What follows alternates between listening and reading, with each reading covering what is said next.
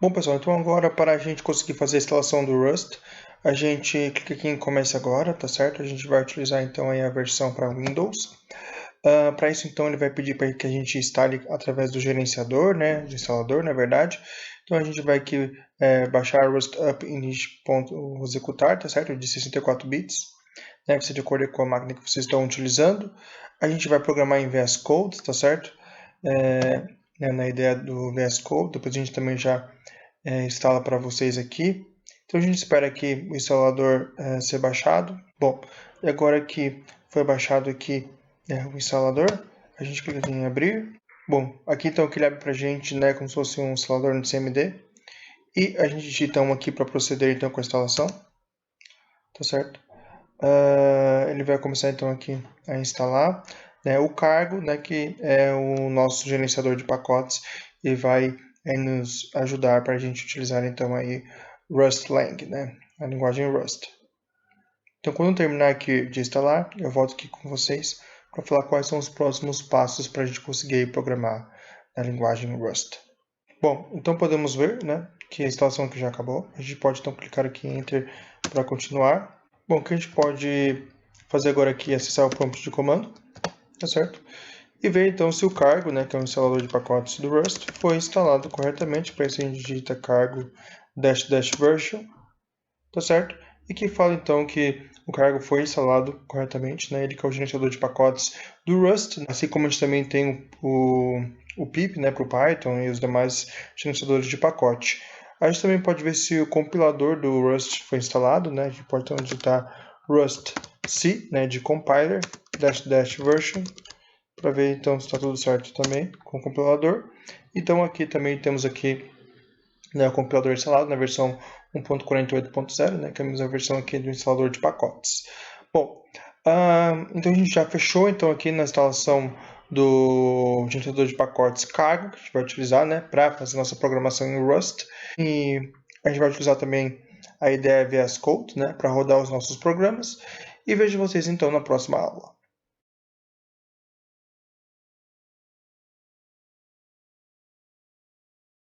Bom, então vamos utilizar como IDE para programar em Rust o Visual Studio Code. Então a gente clica aqui em Download para Windows, né, que é a plataforma que a gente está utilizando. Então aqui está todas as instruções, né, para a gente começar, né, Getting Started. E quando acabar aqui o download, vocês continuam, né, com todas as etapas aí que o instalador vai pedir para vocês. Como eu já tenho instalado o Visual Code aqui na minha máquina, eu não vou seguir aqui na instalação, mas é bem simples, né? E acredito que vocês vão conseguir aí no final das contas instalar a IDE. E com a IDE em mãos, a gente vai poder então seguir os próximos passos para criar o nosso primeiro projeto em Rust. Vejo vocês então na próxima aula.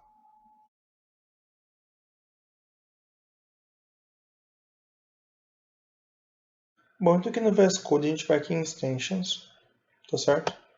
E a gente então digita Rust para conseguir então uma experiência melhor como usuário aqui do VS Code, tá certo? E esse Rust aqui então ele vai auxiliar a gente, então, por exemplo, para completar algum tipo de sintaxe, né, na linguagem e facilitar a nossa vida como programador, tá certo? Vocês vão aqui instalar, no caso já tem instalado, né, essa extension aqui do Rust.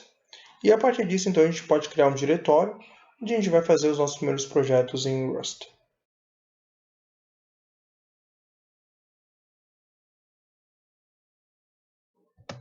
Bom, pessoal, então nessa aula a gente vai iniciar o nosso curso de algoritmos. Então, esse curso é para aqueles que já completaram o ciclo básico, tá certo? Dos fundamentos em Rust, né? O curso de módulo 1, 2 e 3, e também que já fizeram um curso de exercícios, que é um preparatório para o curso de algoritmos, tá certo? Que vai ter o ciclo 1, 2 e 3. O primeiro algoritmo, a proposta dele é a gente colocar em ordem crescente um array, sem utilizar o método sort, tá certo? E vai ser através de um mecanismo chamado bubble sort. O que seria o bubble sort, né?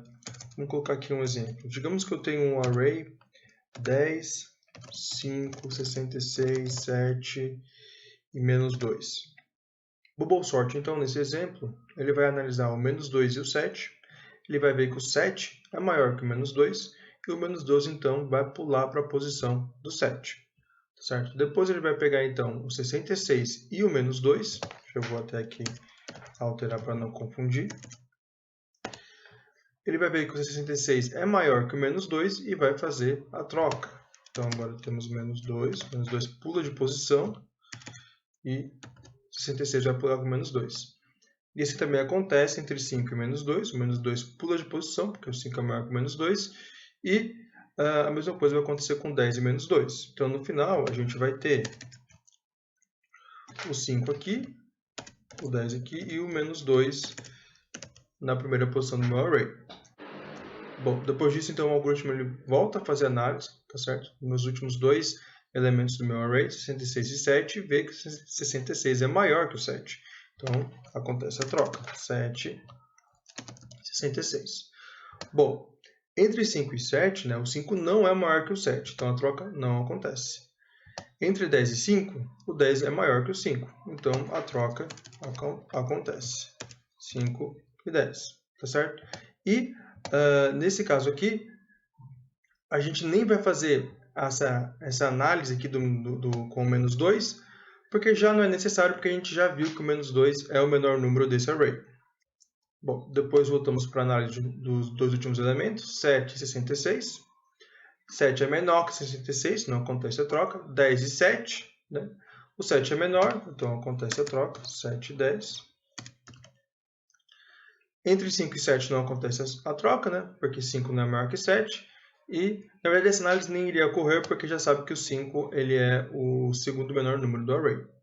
Então, volta-se de novo para o fim do array, faz a análise. 10 e 66, e faz essa análise, né? 10 não é maior que 66, e 7 não é maior que 10.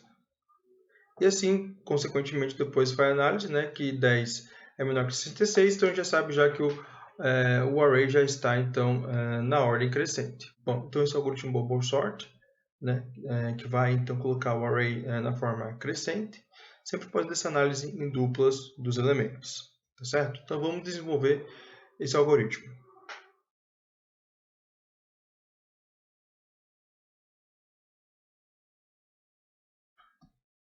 Bom, então vamos agora definir o nosso array, tá?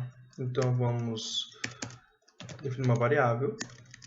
Vamos definir uma variável chamada, então, de array. Essa minha variável, então, ela vai ser do tipo padrão de inteiro, tá certo? I32.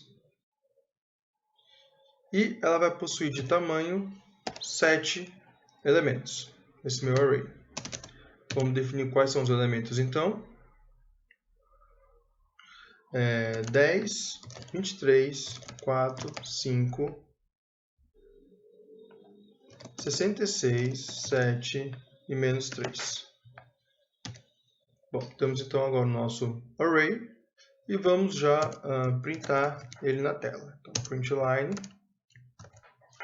Usamos essa sintaxe aqui para a gente conseguir imprimir o array, tá? Então, entre chaves, dois pontos e o ponto de interrogação, e vamos chamar nossa variável array.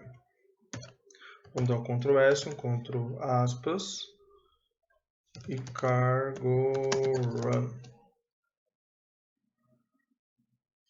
Deu para ver aqui então que a gente tem o nosso array, né? 10, 23, 4, 5, 66, 7 e menos 3. Bom, o que a gente vai fazer agora então é a construção da lógica, que a gente vai fazer essa varredura, né? São duas varreduras dentro do meu array. Bom, o primeiro loop eu vou definir ele como i, né? Que vai variar na faixa de 0 até o meu array length. Né? Então, nesse caso, o meu i ele vai variar do 0, né? Que seria aqui a minha primeira posição do meu array, até, né, o tamanho do array é 7, né? Mas dentro dessa faixa aqui, a variação acontece de 0 a 6. Então, vai ser do meu primeiro elemento dentro do meu array até o meu último elemento dentro do meu array, que é o menos 3. Depois disso, eu vou fazer mais uma varredura. Bom, essa minha varredura, agora ela vai acontecer depois do meu elemento i, ou seja, a partir do i mais 1, tá certo? Até o meu último elemento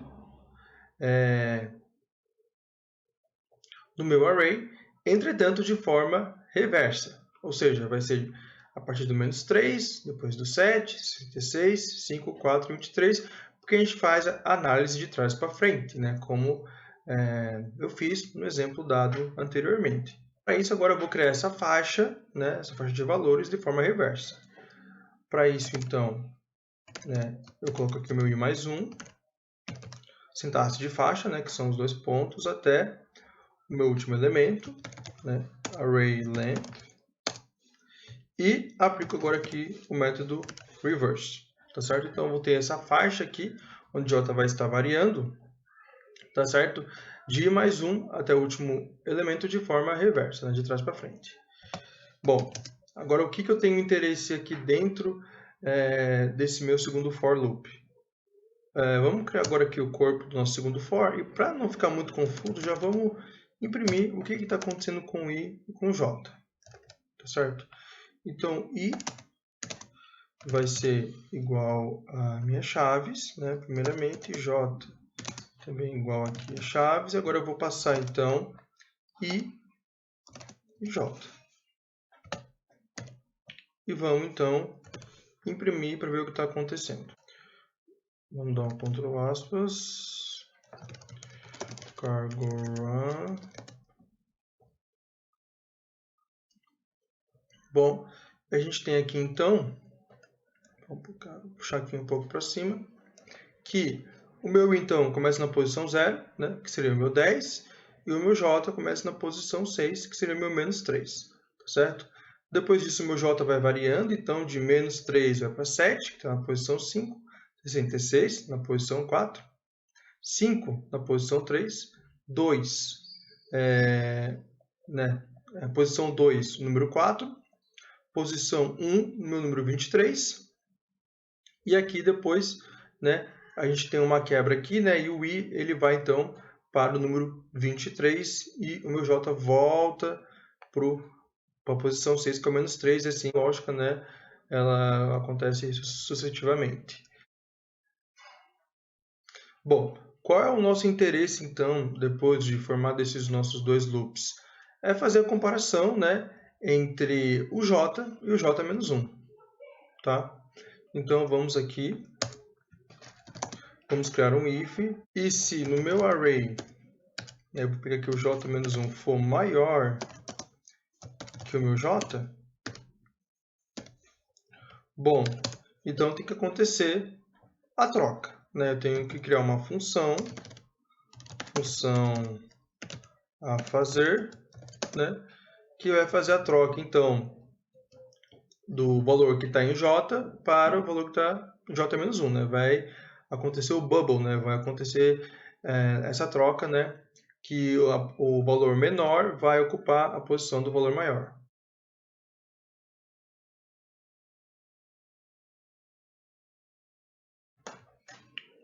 Bom, vamos criar agora então a nossa função, tá certo?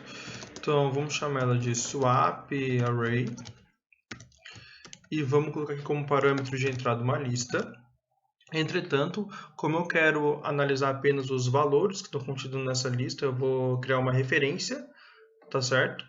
E vai ser uma referência mutável porque eu vou acabar trocando, né, os valores, né, dos elementos dentro dessa lista.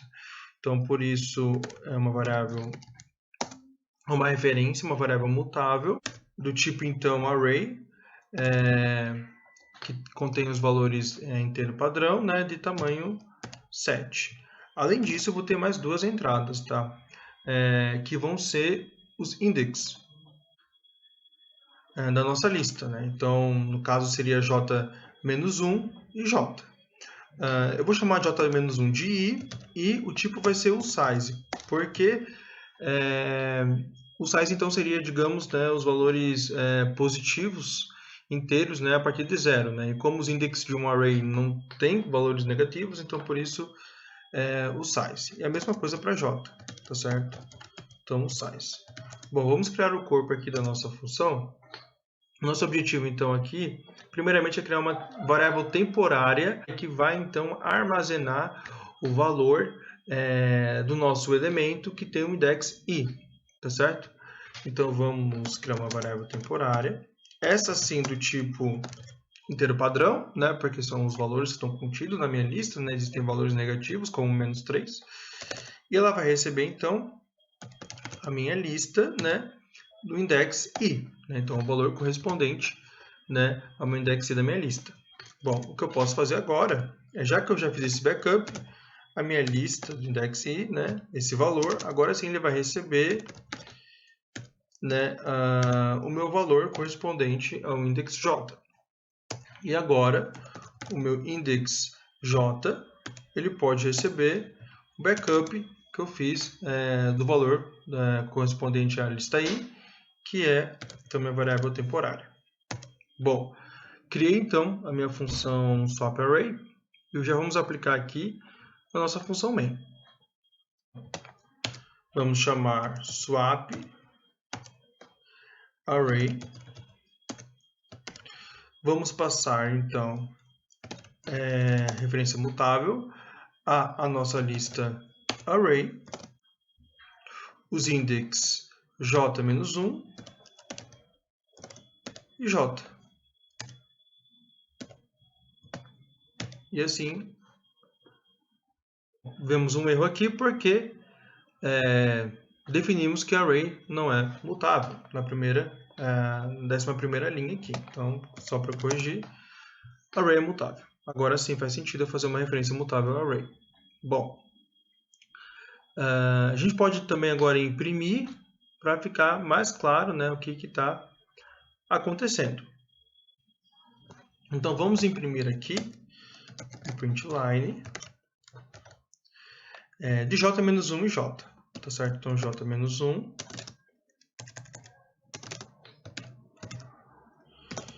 e j. E vamos passar agora aqui.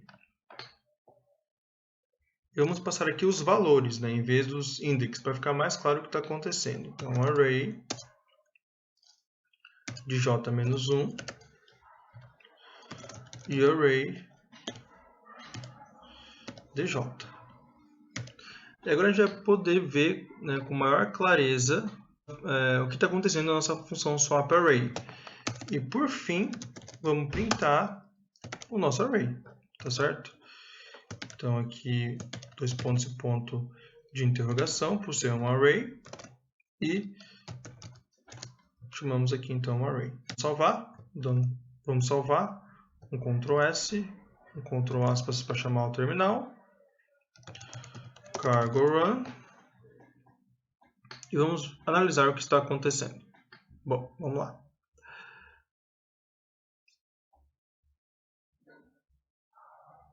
Então, primeiramente, temos aqui o nosso array original, tá certo? E aqui começa, então, o nosso loop. Nosso loop começa, então, o primeiro, o i está na posição 0 e o j está na posição 6. Então, vai fazer a análise agora, né? Como o j está na posição 6, j-1 está na posição 5, que é o valor 7. E o j, que está na posição 6, está com o valor -3, né? Então, como j-1 é maior que j, né? Ou seja, 7 é maior que -3, então acontece aqui a nossa troca, tá certo? Através da função swapArray. O segundo for continua, né, com o j agora no index 5, que é o -3. E o j-1 então seria 66. Temos aqui 66 e -3. Como 66 é maior que -3, então acontece a troca, né? Nossa função swapArray. E assim essa análise de duplas vai acontecendo até -3 chegar na primeira posição. Vamos olhar aqui. Aqui, nesse caso aqui, -3 chega aqui na nossa primeira posição e o nosso i sai de 0 e vai para 1, tá certo? Então vai aqui para o nosso valor 10, o j volta para o final da lista, né, na posição 6, que tem o valor 7. Bom, acontece a análise de novo e cai dentro do if, porque então o meu j-1 é maior que j, né? 66 é maior que 7. Então, acontece a troca, 7 vai para o lugar de 66. Bom, o curioso aqui agora é que né? O nosso J aqui está na posição 5, tá certo? Que seria então o valor 7, e faz essa análise, né? De 5 e 7, né? J menos 1, que é 5, e J que é 7. E 5 não é maior que 7. Sendo assim, a troca não acontece e o for continua. Agora, então, podemos ver aqui, então, que nada mudou entre essa linha, né, e essa linha aqui, né? Bom, o que acontece, então, o for continuou, o J agora está na posição 4, que é o valor 5. Então, faço a análise de novo, né? J menos 1 aqui tem o valor 4, com o valor 5, e 4 não é maior que 5. Então, nada acontece novamente. Podemos ver aqui embaixo que esses dois arrays aqui são iguais, né? E quando, então, J assume o index 3, né? Que é o valor 23, então, quer dizer, que é o valor 4, né? O J menos 1 é o valor 23, e como 23 é maior que 4, daí sim acontece a troca dos valores e 4 pula na frente de 23. Né? Vai acontecer aqui a mesma coisa, né? A gente já pode prever aqui, porque 10 é maior que 4, ou seja, então 4 vai pular na frente de 10, e 4 é o menor, né? O segundo menor valor do nosso array. Ele nem vai fazer análise com menos 3, porque I está na posição 1, né? Então só vai até análise até o segundo valor do meu array. E a partir daqui, I vai para o index 2, que é o meu terceiro valor, que é o 10. Tá certo? E J volta para a minha última posição, né? No caso aqui, o valor 66. Vai fazer a análise de novo, 66 e 7.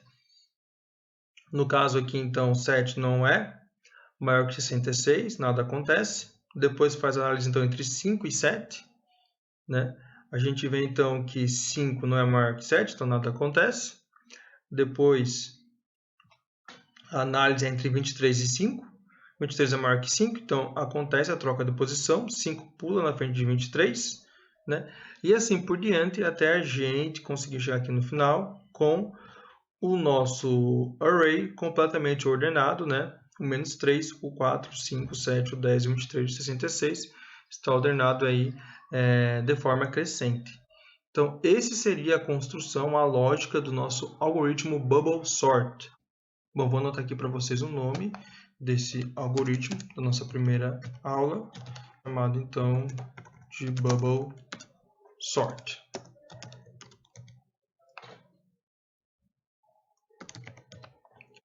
Bom, ficamos por aqui então. Vocês podem aqui comentar esses dois print line aqui, né, se estão interessados apenas na análise final, né, que é esse print line da linha 28. E existem alguns tipos de assuntos aqui que já foram comentados em cursos anteriores, tá certo? Então, se você tem algum tipo de dificuldade, eu recomendo você fazer o ciclo básico, ou então pelo menos fazer o curso de exercícios, que ele trata bastante aqui sobre referências de listas, arrays, né? Então, fico por aqui e vejo vocês em breve.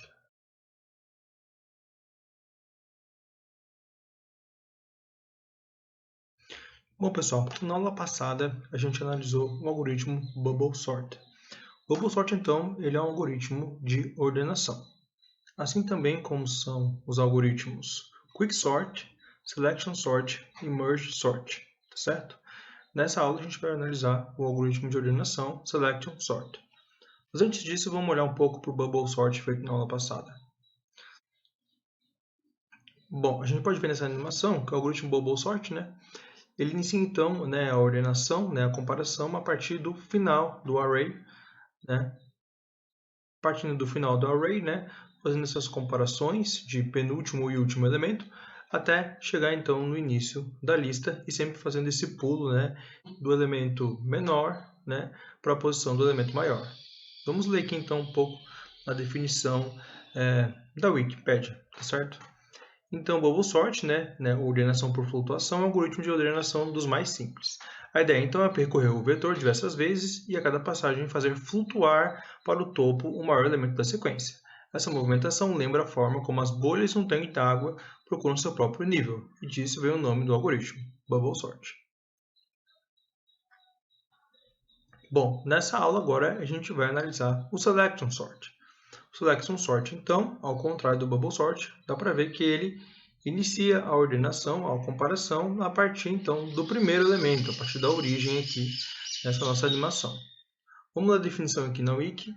A ordenação por seleção, né, Selection Sort, é um algoritmo de ordenação baseado em se passar sempre o menor valor do vetor para a primeira posição, né? Ou seja, vamos fazer a comparação do primeiro com o segundo, e se o segundo for menor que o primeiro, então o segundo toma a posição do primeiro. Bom, a ordenação por seleção, né, Selection Sort, é um algoritmo de ordenação baseado em se passar sempre o menor valor do vetor para a primeira posição. Depois, o de segundo menor valor para a segunda posição, e assim é feito sucessivamente, né, com os n-1 elementos restantes. Bom, vamos ver as vantagens aqui do Selection Sort. Ele é um algoritmo simples de ser implementado em comparação aos demais, não necessita de um vetor auxiliar. Por não usar um vetor auxiliar para realizar a ordenação, ele ocupa menos memória, né? A gente utiliza só 2 for loops, né? Parecido também com o Bubble Sort. E ele é um dos mais velozes na ordenação dos vetores de tamanhos pequenos.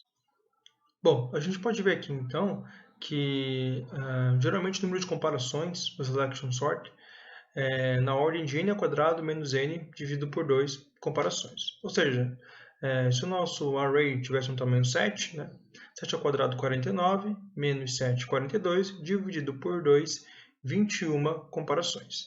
Entretanto, né, não é sempre que isso vai acontecer, porque dependendo da complexidade do quadro, né, do número de dados que se quer analisar, pode chegar então ao número de comparações de n ao quadrado. Ou seja, se n for de um tamanho consideravelmente grande, pode ser que o número de comparações seja n ao quadrado. E a mesma situação acontece com Bubble Sort, né?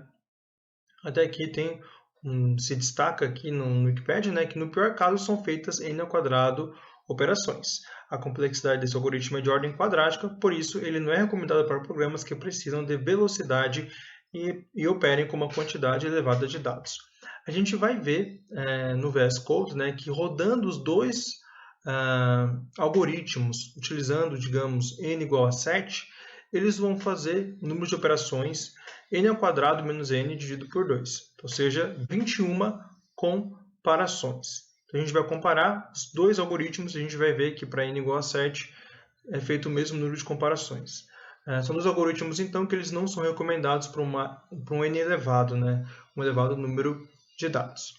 Bom, vamos ver essa característica agora lá no VS Code.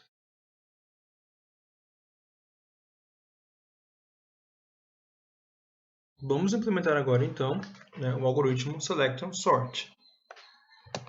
Certo? Então, em vez de Bubble Selection, que é o nosso algoritmo de ordenação por seleção. É um algoritmo, em termos de estrutura, bastante parecido com o Bubble Sort, mas tem a lógica um pouco diferente só na comparação dos nossos elementos. Bom, então aqui no nosso for, a gente não vai fazer uma comparação, né, de j e j-1, né? Ou seja, no caso aqui, como a gente está fazendo uma análise reversa dos elementos de trás para frente. E sim numa faixa de valores já de maneira crescente na ordem dos elementos, tá certo? Então, aqui a gente não vai utilizar o reverse, por isso não há necessidade aqui desse reverse, né, com a expressão entre parênteses. Uma outra coisa que a gente vai analisar, então, é que bom, então a comparação que eu vou fazer é entre I e J, e não entre J e J-1. Ou seja, I aqui vai começar então no index 0, né, no meu elemento 10. E J também vai começar aqui no meu I mais 1, ou seja, vai começar aqui no meu elemento 23. E nesse caso eu já vou querer fazer a comparação entre 10 e 23, tá certo? Então, se 10 for maior que 23, daí então eu quero que você troque, tá certo? O 10 pelo 23, troca a posição. No caso aqui isso não acontece porque 10 é menor que 23. Bom, no caso aqui, J, enquanto o I vai estar fixado aqui no 10, o J vai variar. Então, do 23 para o 4. E daí, nesse caso assim, 10 é maior que 4. Então, eu quero que troquem de lugar 10 e 4, e 4 vai para a primeira posição e 10 vai para a terceira posição. Bom, daí eu vou analisar agora, o J vai para o 5 e o meu I agora está analisando o 4. 4 é maior que 5? Não. Então, não vai trocar de lugar. Né? Depois, então, vai para 66. Né? 4 é maior que 66? Não, não troca de lugar. 4 é maior que 7? Não. 4 é maior que menos 3? Sim. Então, 4 e menos 3 trocam de posição. Menos 3 agora aqui ocupando a primeira posição. 4 ocupando a última posição. Tá certo? Então, para isso acontecer, né, o que vai mudar aqui, na verdade, é que a comparação é feita entre I e J. Né? Aqui eu estou analisando I e não J-1. E a minha função swap, então, eu vou utilizar I e não J. Tá certo? Aqui, então, eu vou analisar I no meu debug. Aqui, né? Aqui na linha 21, eu estou printando a posição, o index, e na linha 22 eu estou printando os valores correspondentes. Então, seria basicamente isso a lógica, né? E agora a gente printando aqui, né, fazendo debugging, vai ficar um pouco mais claro para vocês. Ctrl S, Ctrl aspas. Vamos fazer um cargo run. E agora aqui a gente pode analisar o que está acontecendo.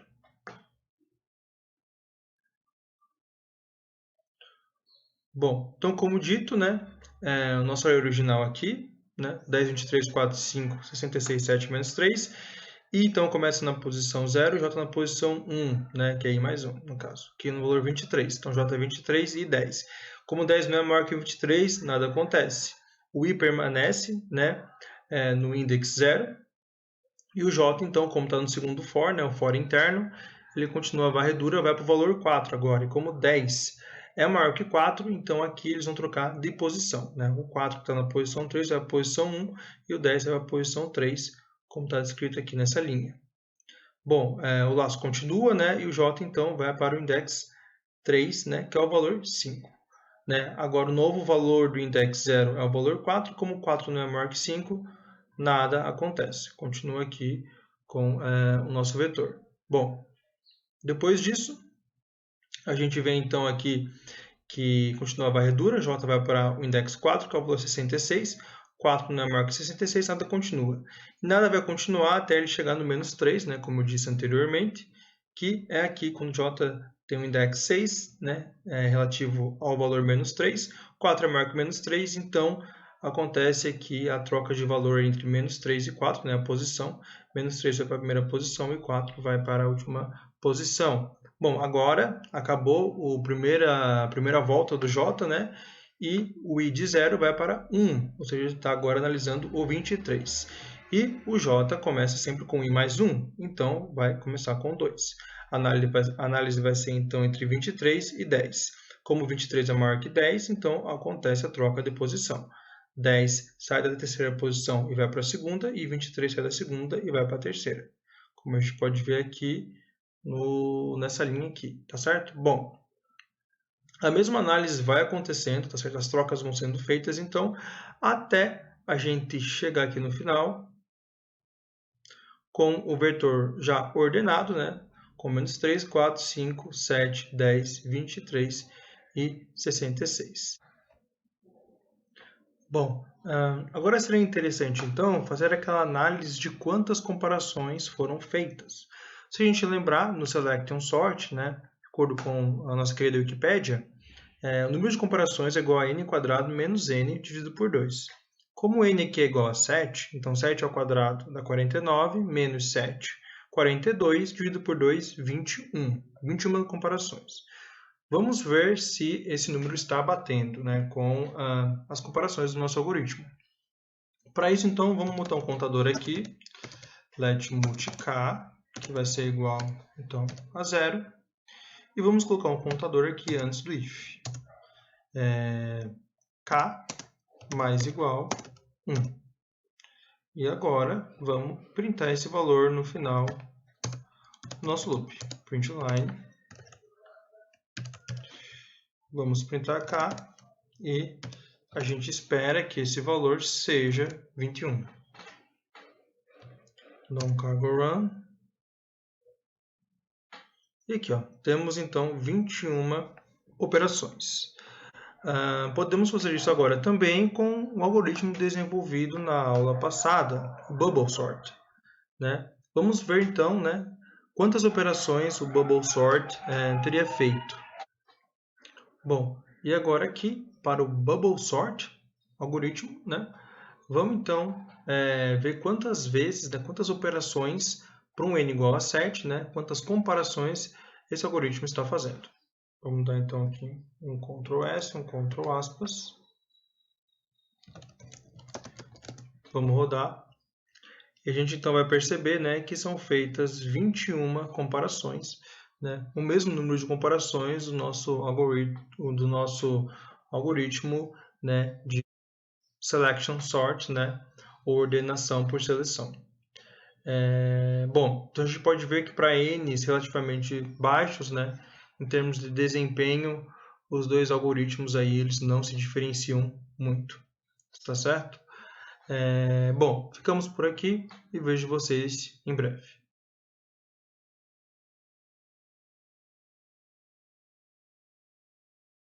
Bom, nessa aula a gente vai analisar o algoritmo Insertion Sort, né, o algoritmo de ordenação por inserção.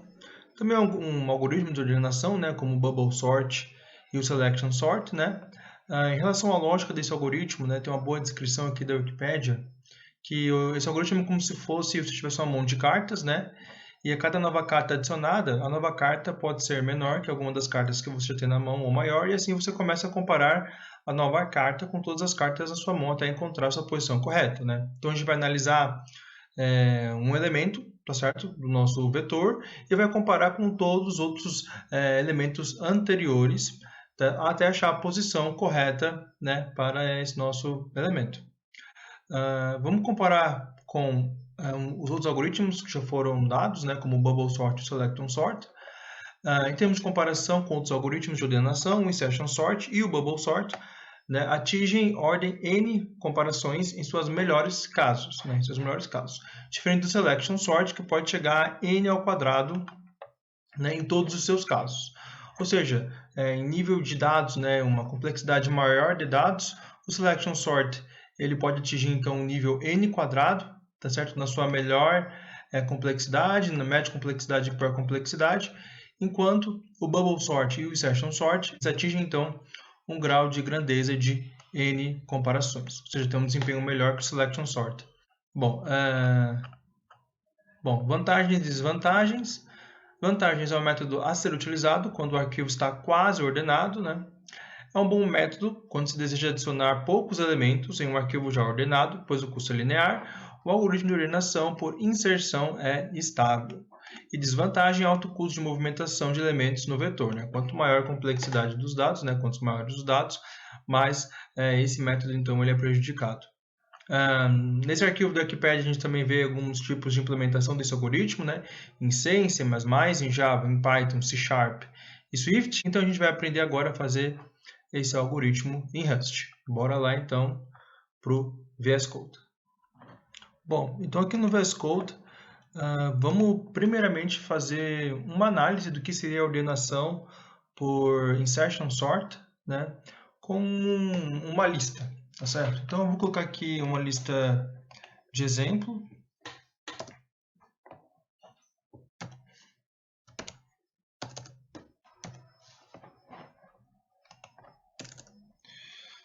Então pode ser a lista 3, 4, 2, 34, menos 1, 5 e 7.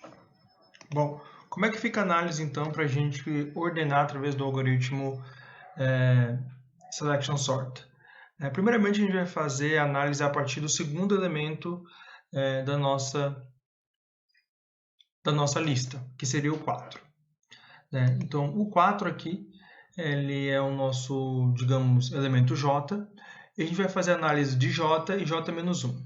Então, que seria aqui o 4 e o 3, né? 3J-1 e o 4 sendo J. Se o j-1 for maior que o j, então ocorre a troca de lugar entre os dois. Nesse caso aqui, né, 3 não é maior que 4. Então, a condição fica... Então, a lista, né, ela permanece no mesmo estado. Agora, o que acontece é que a gente incrementa 1 em j. Tá? Ou seja, digamos aqui que a gente está no index 1, né? Agora a gente vai para o index, então, 2, né? Nosso terceiro elemento. E agora a gente faz de novo a análise entre j e j-1. Então, j2 e j-1, 4. Como 4 é maior que 2, então ocorre a troca dos elementos. Então, vamos fazer aqui Ctrl+C, Ctrl+V e vamos trocar os elementos.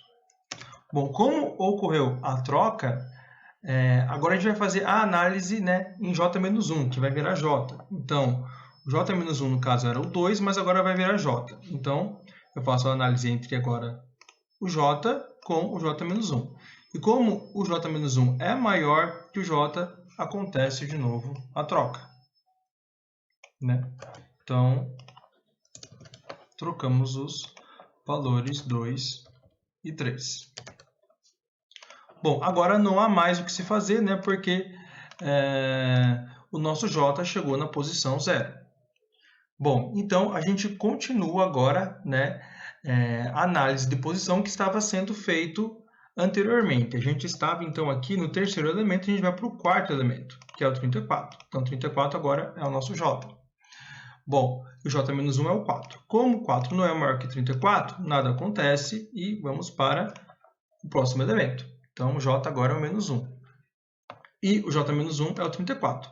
Como 34 é maior que -1, ocorre a troca. Então, vamos fazer a troca. -1 e 34. E como ocorreu a troca, agora o -1 é o nosso j. Então, temos o j, que é o -1, e o j-1 sendo 4. Como o j-1 é maior que o j, 4 é maior que -1, ocorre a troca. A gente pode ver, então, que é bem parecido realmente quando a gente quer ordenar, né? Quando surge uma nova carta quando surge uma nova carta na nossa mão, a gente começa a ordenar fazendo essas trocas, né? Então, aqui vai para -1 e aqui vai para 4. Como ocorreu a troca, continua, né, essa lógica de análise. Então, agora o meu -1 é o j, né? E o j-1 é o 3. Como o j-1 é maior, corre a troca de novo. E assim, né, sucessivamente até o -1, né, a gente pode ver que ele vai alcançar aqui a primeira posição. Então, -1 e 3 e -1 aqui vai alcançar a primeira posição da nossa lista. Bom, J aqui está na posição 0, né, index 0. Então, voltamos à análise que a gente estava. A gente estava, então, aqui. Então, voltamos para a análise. A gente estava na quinta posição, né? E agora a gente volta para a sexta posição. Estávamos na quinta, voltamos para a sexta posição. A sexta posição é o 5, né?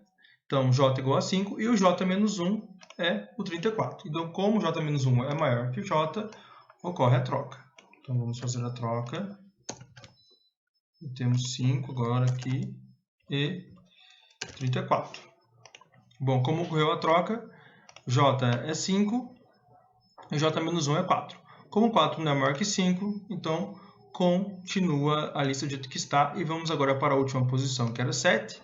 J é 7 e J-1 é 34. Como J-1 é maior que J, ocorre a troca novamente.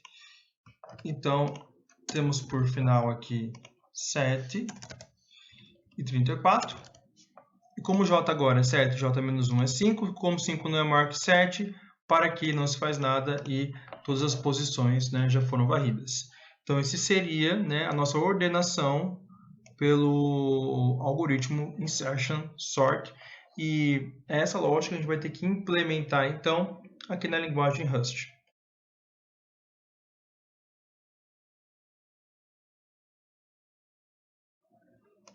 Bom, a primeira coisa que a gente vai fazer, então, aqui é já declarar o nosso vetor. Então, vamos fazer ele mutável, vamos chamar de v. Para isso, então, sintaxe vec. E agora vamos colocar esses mesmos valores aqui, ó, que a gente estava utilizando no nosso exemplo. Bom, então já temos o nosso vetor. Bom, e agora o próximo passo é fazer a função, né, e inserir aqui o vetor que a gente criou aqui na linha 5. Vamos chamar então esse método, né, fazer de insertion sort. E daí então a gente vai passar uma referência mutável, tá certo, da nossa variável v, né, do nosso vetor v, porque a gente está interessado então em apenas analisar os valores dentro do nosso vetor. Por isso uma referência mutável também, porque a gente vai, como a gente vai trocar de posição, né, os valores, então a gente precisa que seja uma referência mutável. Bom, a gente não criou ainda então essa nossa função, então vamos criar aqui fora da nossa função main, function insertion sort. Então a nossa insertion sort ela vai ter então um vetor, né, uma referência mutável do nosso vetor que pode ter aí um tamanho qualquer, tá certo? Vamos criar agora o corpo da nossa função. Bom, e o primeiro passo a se fazer apenas por questões de debugging, a gente já printar o nosso vetor de entrada, né, na sua forma original. Então, vamos colocar aqui os pontos e o ponto de interrogação e chamar o vec. Bom, então a gente vai chamar a função insertion sort. A primeira coisa que ela vai fazer então vai ser printar o nosso vetor original, né, que é esse vetor aqui com os valores 3, 4, 2, 34, menos 1, 5 e 7. Em relação à lógica dessa função, a gente pôde perceber, né, através desse exemplo aqui, que vão ter dois loops, né? O primeiro loop, então, vai ser... Então, ele vai fazendo a varredura das posições, né? Quando ele acabar não achando um j menos 1 maior que j. E a segunda varredura vai ser quando ele achar, daí ele vai fazendo essa análise, decrementando, né, o valor de j. Então, a gente vai ter dois loops nessa nossa função. Então, o primeiro loop a se fazer é esse loop das posições, caso ele não ache um j-1 maior que j. Então, for e in. Como ele começa da segunda posição, então, né, é o index 1. O range aqui é através dos dois pontos e até a posição final, né, que é o tamanho do nosso vec. Então, vec.len.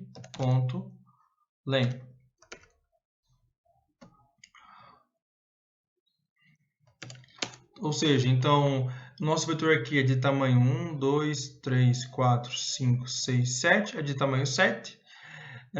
O index aqui variando de 0 a 6, né? Aqui temos de 1 a 7, só que não conta, né, o último valor da faixa, então de 1 a 6, justamente então do meu segundo valor aqui do meu vetor até o meu último valor. Bom, agora se a gente pode perceber é que I e J, quando ele faz essa varredura, que é a primeira varredura, caso J-1 seja menor que J, I e J tem o mesmo valor. Vou declarar aqui uma variável J, que vai receber I. Para ficar mais claro o que está acontecendo na questão de debugging, vamos printar os valores de I e J. Né? Eles são iguais, mas conforme vai acontecendo o loop interno, J vai mudando de valor. Então, só por questão de debugging, vamos fazer I, então, é igual ao valor de I e J, o valor de J. Vamos colocar agora aqui, passa I e passa J. Bom, então agora vamos fazer o looping interno, que a gente vai utilizar aqui o while, tá? Então, while o meu vetor na posição j-1 for maior que no index j, então, daí sim a gente vai fazer, né, o decremento de j, né, até j chegar na posição 0. Então, por isso, além disso... Bom, e para isso, então, j tem que ser maior que 0, né? E as duas situações têm que acontecer conjuntamente. Agora, por questões de debugging, vamos printar, tá? Então, print line, os valores, né, correspondente a VEC-J-1 e VEC-J. Vamos colocar aqui o valor de VEC, né, do nosso vetor na posição J-1 vai ser igual então a um valor, e VEC na posição J também vai ser igual a algum valor, que vai ser então VEC-J-1 e VEC-J. Tudo isso para quando a gente rodar ficar mais fácil a visualização da lógica. Bom, agora, né, então, caso o valor J-1 seja maior que o valor de J, a gente vai querer fazer a troca. E para isso, então, a gente vai utilizar a nossa função swap, tá certo?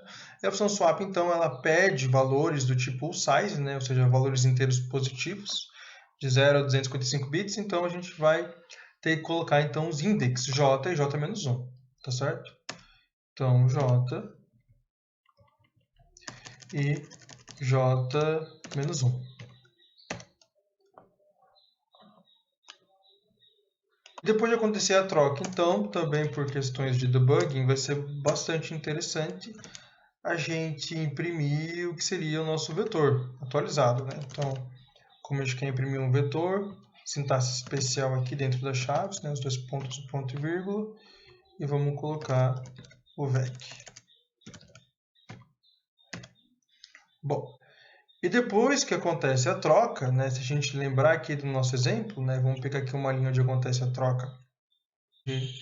Por exemplo, aqui na linha 28, né?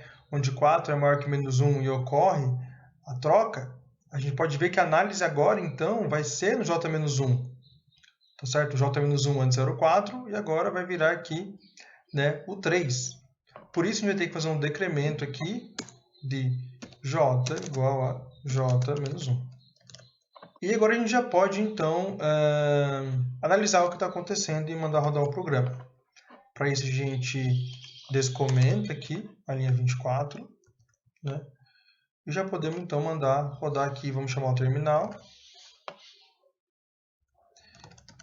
E rodar aqui no Kaggle Run. Bom, podemos ver que deu certo já aqui no final, né? Temos aqui o nosso vetor ordenado e vamos ver o que aconteceu aqui nesse processo. Bom, então aqui está o vetor original. A gente começa então na segunda posição, né? Index 1, tanto para I para J. Como a posição anterior não é maior, vai para a terceira posição, né? Tanto I quanto J, já que acontece que temos um J-1 maior que o J, né? Tanto é que aqui ele fala, né? O valor de J-1 é 4, né? Depois a gente fez esse debugging aqui com print line. E o valor de J é 2, ocorre a troca de posição aqui, né? Ó, 2 vai aqui para a segunda posição. E continua, né? Como a gente faz o decremento de J, continua a análise aqui, agora em 2, né? E como J-1 é 3, então 3 é maior que 2 e ocorre de novo a troca, colocando 2 então aqui na primeira posição. Daí, como não tem mais o que fazer, né? J está na posição 0, sai do laço while, volta ali para o for. O for, então, faz com que I seja 3, e se I é 3, J é 3, né? Nada acontece, porque se a gente analisar, então, aqui na quarta posição, né? O 2 não é maior que o 34, então ele continua.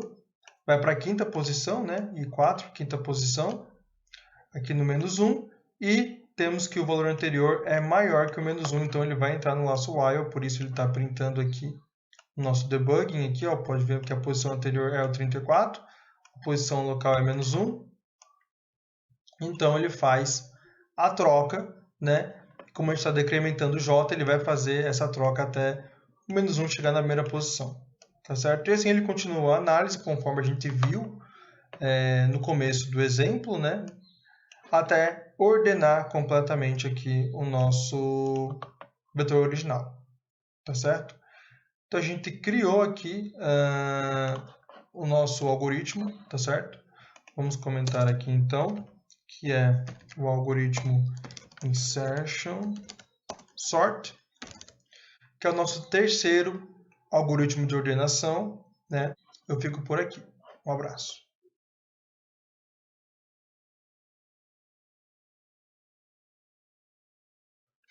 Bom, pessoal, nessa aula então a gente vai realizar então o algoritmo TwoSum, um algoritmo aí onde a definição é que dado então um array de inteiros, né, a gente vai retornar então os dois índices, né, os dois index, onde dado um target, dado um específico target, né, que seria então o valor, digamos aqui o valor 9, eu tenho que então ver qual dos elementos do array, tá certo? A soma é igual a esse target, né, a esse alvo específico, e retornar então aqui um vetor onde eu tenho os índices correspondentes à soma desse target, tá?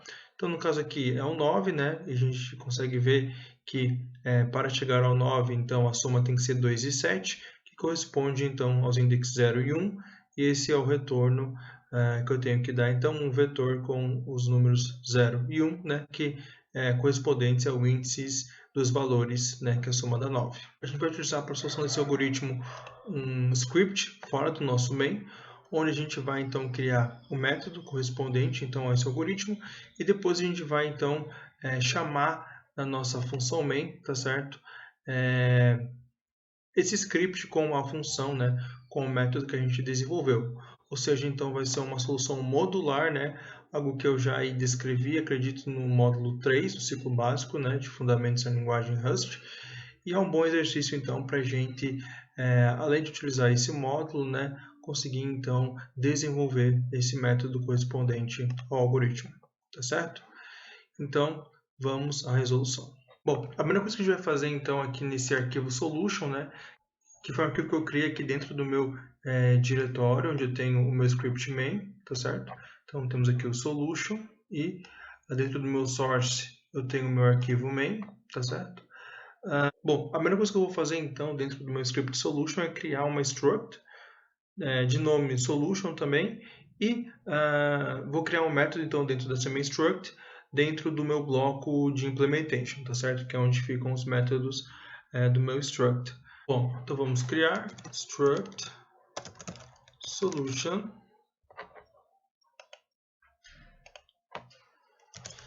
e implementation também, o nome vai ser solution. E agora aqui a gente vai criar a nossa função TwoSums.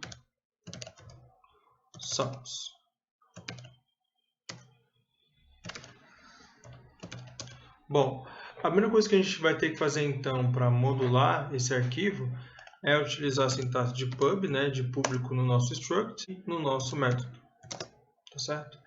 E dentro do nosso arquivo main, mod, tá? O nome do arquivo que é solution. Então a gente importou já então o conteúdo do arquivo em solution. Vamos desenvolver aqui então o método TwoSums. Bom, então se a gente olhar aqui o problema, a gente vê que o nosso método ele tem que ter como parâmetro de entrada um vetor de inteiros, né? E um alvo, né, um target, que tem que ser então também um número inteiro.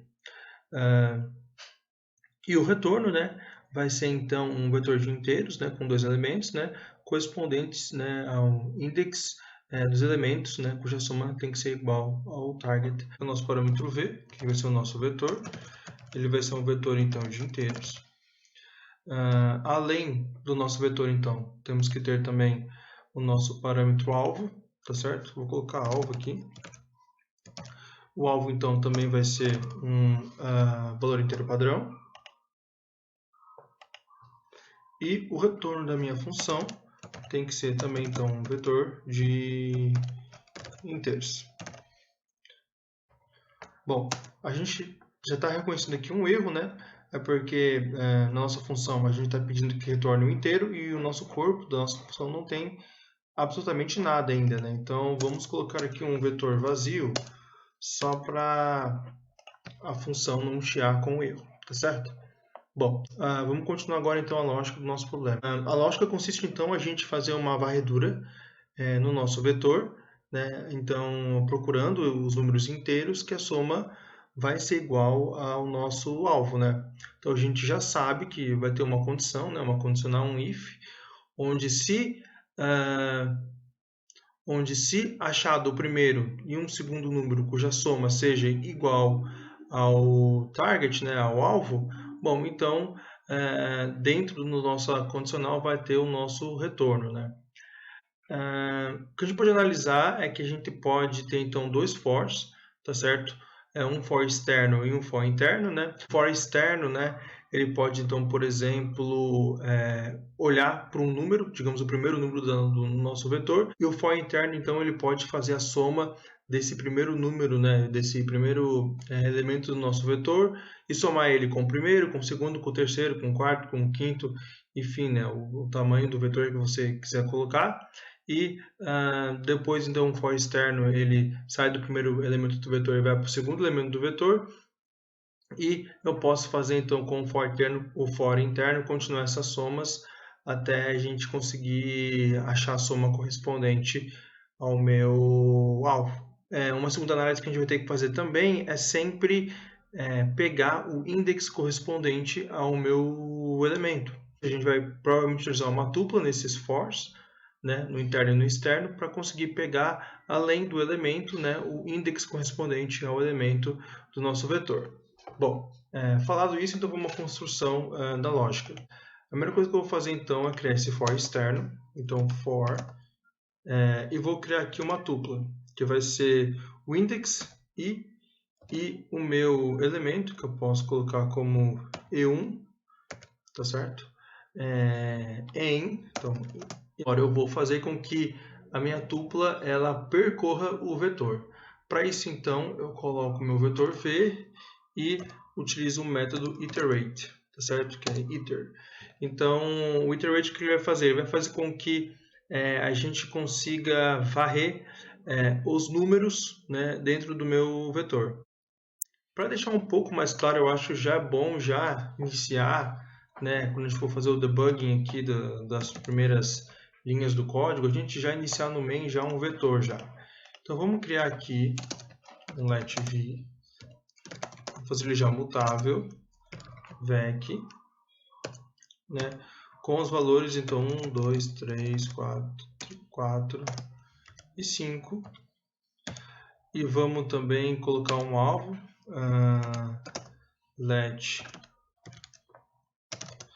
igual a 3. Né? Dá para ver então que vai ser a soma de 1 e 2, aqui é 4. Vamos chamar o nosso método aqui dentro de solution.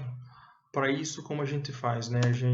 Para isso eu chamo então o meu script solution, dois pontos. Agora eu vou chamar o meu struct solution, certo? Então aqui primeiro eu fiz a importação do script, tá? Através do mod aqui, então mod solution, eu consigo pegar aqui o script. Daí esse segundo solution é do meu struct.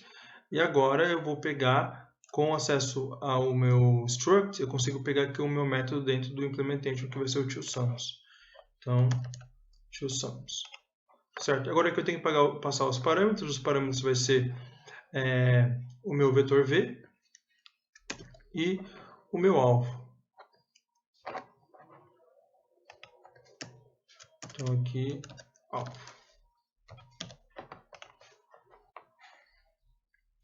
Bom, agora eu já posso fazer os meus testes para o meu debug da minha lógica. Vamos continuar a lógica então. Aqui então para a minha tupla, tá certo? Com i sendo então os index e E1 os valores, né? Que vão estar dentro do meu vetor v, que agora no meu exemplo são o vetor 1, 2, 3, 4 e 5. Então o iterate ele vai fazer com que eu tenho acesso, então, aos valores dentro do meu vetor 1, 2, 3, 4 e 5. O que eu posso fazer agora é aplicar o meu método enumerate, que vai enumerar, então, né, ele vai colocar um index correspondente a cada valor presente no meu vetor. Ou seja, então, o meu i ele vai fazer a varredura no meu enumerate, e o meu E1 ele vai fazer a varredura nos valores que é do método iterate. Para deixar claro isso que está acontecendo, vamos utilizar um print line. E vamos então imprimir essa minha tupla.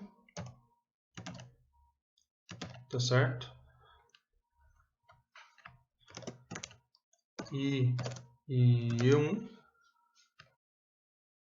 A gente já printar também aqui o nosso vetor originalmente, né? Então, print line, aqui a gente coloca